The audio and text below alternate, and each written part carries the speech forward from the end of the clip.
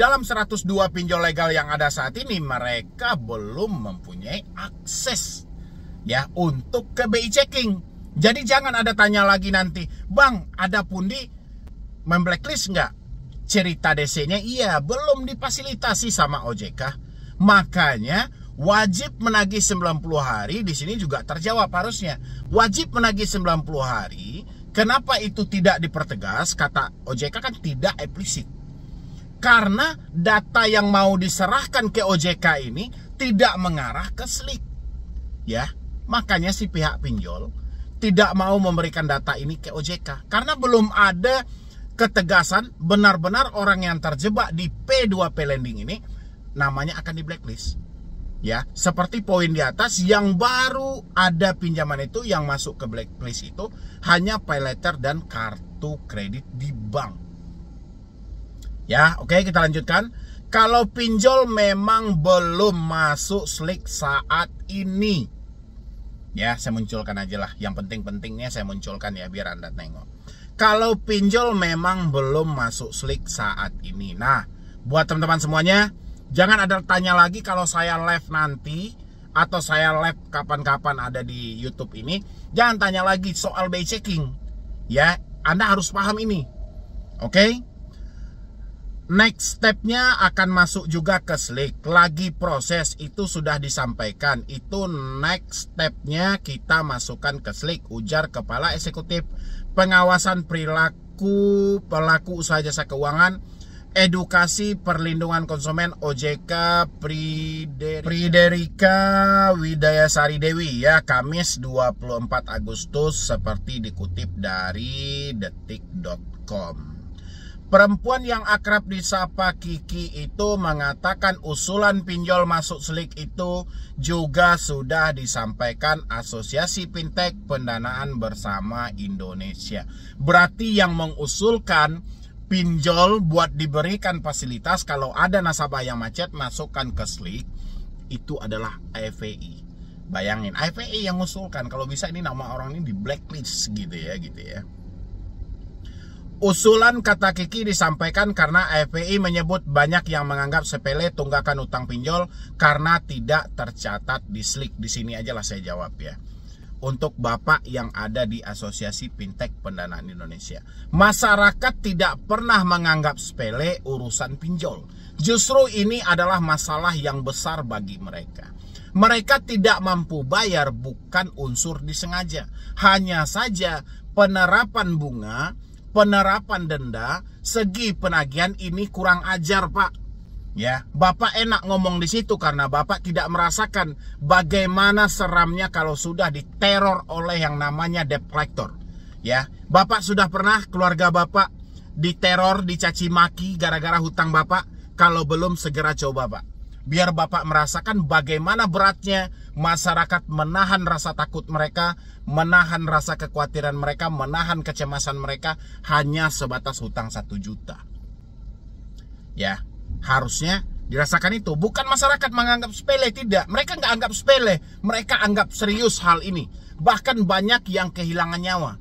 Bahkan banyak yang nekat mengakhiri hidup. Ini nggak sepele ini. Ya, yang kehilangan nyawa nggak akan kembali lagi ke dunia ini. Jadi kalau Bapak bilangin banyak masyarakat yang menganggap sepele, salah banget. Bapak tidak mensurvei langsung ke lapangan. Ya, ataupun siapalah petinggi-petinggi yang ada di Asosiasi Fintech Pendanaan Indonesia. Kalau Anda bilangin masyarakat menganggap sepele hal ini, itu karena Anda tidak merasakan bagaimana teroran dan kejamnya cara penagihan dari pinjaman online yang mana Anda lindungi di bawah Asosiasi Fintech Pendanaan Indonesia, dilabeli dengan status legal resmi dilindungi oleh POJK. Ya, sementara pengaduan dan laporan masyarakat Anda anggap sampah. Anda kira pengaduan itu tidak memenuhi kategori, tidak mencukup bukti. Masyarakat harus kemana lagi? Ya, masyarakat tidak mempunyai akses untuk menyelidiki dari pinjol itu. Kalau dia mempunyai akses untuk cybernya, IT-nya, dia bisa bongkar keburukan pinjol. Tapi mereka tidak mempunyai wewenang untuk mengakses itu. Makanya diberikanlah laporan kepada Anda-Anda yang ada yang mengatur urusan perbankan, khususnya non-bank, terutama dari pinjol. Ya, Jadi jangan dianggap-anggap, kan ini dia bilang kan itu. Usulan kata Kiki disampaikan karena FPI menyebut banyak yang menganggap sepele tunggakan utang pinjol karena tidak tercatat di SLIK. Salah banget. Mereka tertunggak, mereka telat, mereka gagal bayar, justru duit mereka sudah habis lebih duluan di situ. Bukan mereka ngambil tidak mau bayar, itu joki pinjol namanya.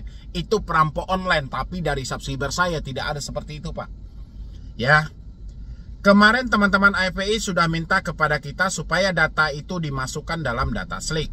Karena katanya orang-orang ini yang tahu datanya masuk SLIK, mereka jadi hati-hati. Tapi kalau pinjol, karena tahu nggak masuk SLIK, jadi suka-suka nggak dibayar. Bukan itu. Ya, tidak semudah dan seenak yang Bapak bilangin. Karena Anda tidak pernah merasakan aja, benar atau tidak buat teman-teman semuanya. Ini mereka mengucapkan seperti ini karena mereka tidak merasakan bagaimana sulitnya diteror pinjol. Bagaimana rasanya bertentangan dengan hati nurani sendiri. Makanya saya sepakat hari ini, saya setuju banget TV One mengangkat tema pinjol hampir setiap hari. Ya, biar saya nggak terlalu capek untuk mengedukasi ini. 4 tahun loh saya edukasi, masalahnya sama aja. Kalau nggak bunga, denda, kalau nggak penagihan. Yang paling tersorot, yang paling bermasalah sesi penagihan. Bahasa kebun binatang, bahasa anjing-anjing, bahasa ini pantas atau tidak diucapkan. Hanya hutang 1 juta loh. Ya, saya kalau harap teman-teman semuanya kalau ngisi kontak darurat ke depannya tolong deh isi nomor FPI deh kalau kayak gitu. Biar mereka ditelepon oleh pinjol bagaimana rasanya. Biar dia tahu gitu loh. Soalnya pengaduan Anda kan nggak ditanggapi lagi tuh. Ya, pengaduan Anda dianggap sampah aja. Bahkan OJK menyampaikan kalau memang memenuhi bukti kita cabut. Bukti apa lagi? Iya kan? Oke. Jadi saya setuju-setuju aja sih mau dimasukkan SLIK, mau tidak dimasukkan SLIK. Cuman jangan dibilang masyarakat menganggap hal ini sepele. Justru masyarakat dari tahun-tahun lalu, tahun-tahun sebelumnya sudah serius banget bagaimana menyelesaikan hal pinjol ini. Bahkan bertaburan di internet, hapus pinjol legal, hapus pinjol legal dan ilegal sama. Berarti menandakan masih ada masalah dalam sistem itu, masih ada masalah dalam program itu. Ya. Kita lanjutkan lagi dulu. Jadi ada plus minusnya. Bagusnya adalah semua terkoordinasi semuanya, tetapi nggak bagusnya lebih pasti lebih banyak kena catatan itu. Oke. Sebagai informasi, sistem layanan informasi keuangan atau SLIK merupakan sistem informasi yang pengelolanya di bawah tanggung jawab OJK. Di bawah tanggung jawab OJK yang bertujuan untuk melaksanakan tugas pengawasan dan pelayanan informasi keuangan. Yang salah satunya berupa penyediaan informasi debitur atau IDEP. Ya, itulah aplikasi yang bisa Anda download untuk Anda mengecek soal SLIK atau BI checking Anda secara online. Oke. SLIK juga dipakai untuk melaporkan fasilitas penyediaan dana, data anggunan dan data terkait lainnya dari berbagai jenis lembaga keuangan, masyarakat, lembaga pengelolaan informasi perkreditan, LPIP, dan pihak lainnya. Oke. Di sini enak cara bicara dari Ibu Kiki ini. Dia menyampaikan di sini, jadi ada plus minusnya. Bagusnya adalah, nah nih, kalau bagusnya nama Anda masuk ke BI checking, semua terkoordinasi semuanya. Tetapi nggak bagusnya, lebih pasti, lebih banyak kena catatan itu. Jadi maksud dia itu, kalau untuk bagusnya semua nama Anda itu, kalau yang macet memang layak masuk BI checking supaya kedepannya tidak bisa minjam lagi. Kalau nggak bagusnya, menurut dia dari bahasa yang sangat halus, akan banyak nama yang tercatat di SLIK. Jadi kalau banyak nama yang tercatat di SLIK, seperti yang saya sampaikan beberapa tahun yang lalu, akan terjadi pelumpuhan perputaran uang atau usaha dari perbankan konvensional. Ya, kenapa? Karena jebakan jamaah dari era digital ini sangatlah banyak. Di mana-mana mereka memasuki dan di mana-mana mereka memberikan peluang untuk orang masuk meminjam secara digital. Kalau bermanfaat, sangat bermanfaat. Orang-orang bisa meminjam dari rumah. Di lain dari manfaatnya ada kecelakaannya. Ya, ada resiko yang sangat berat, yaitu kemungkinan bisa mengakhiri hidup, kemungkinan bisa kabur dari rumah, kemungkinan bisa dimiskinkan semiskin-miskinnya, dan banyak lagi. Karena apa? Karena tidak sehatnya mekanisme yang terjadi di dalam tubuh pinjaman online yang dilindungi oleh OJK dan Asosiasi Fintech Pendanaan Indonesia. Makanya dia bilangin ada plusnya, ada minusnya. Kalau plusnya bagus banget, ini semua terkoordinasi. Jadi orang yang sudah minjam pinjol kemungkinan tidak bisa minjam lagi.